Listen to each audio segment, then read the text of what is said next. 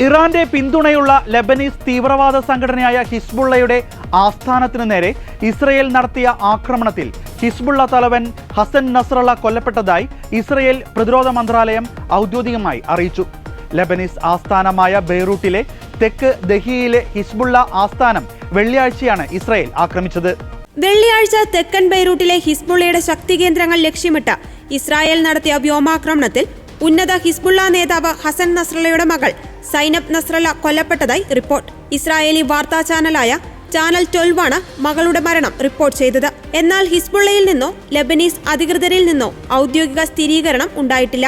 1997 Israel സൈന്യം സഹോദരൻ ഹാദിയെ കൊലപ്പെടുത്തിയത്. ഹസൻ നസ്രള്ളയുടെയും മകളുടെയും കൊലപാതകം കാര്യമായ പ്രത്യാഘാതങ്ങൾ ഉണ്ടാക്കിയേക്കുമെന്നാണ് വിദഗ്ധർ നിരീക്ഷിക്കുന്നത്. കൂടാതെ ഇസ്രായേലുമായി നടന്നുകൊണ്ടിരിക്കുന്ന യുദ്ധത്തിൽ ഉൾപ്പെട്ടിരിക്കുന്ന ഇറാന്റെയും ഹമാസിന്റെയും പ്രതികരണത്തെ ഇത് സ്വാധീനിച്ചേക്കാം. 10,000 കിലോ സ്ഫോടക വസ്തുക്കളാണ് ബെയ്റൂട്ടിലെ 6 നില കെട്ടിടത്തിന് മുകളിൽ ഹസൻ നസ്രള്ളയെ കൊലപ്പെടുത്താനായി ഇസ്രായേൽ ഉപയോഗിച്ചത്.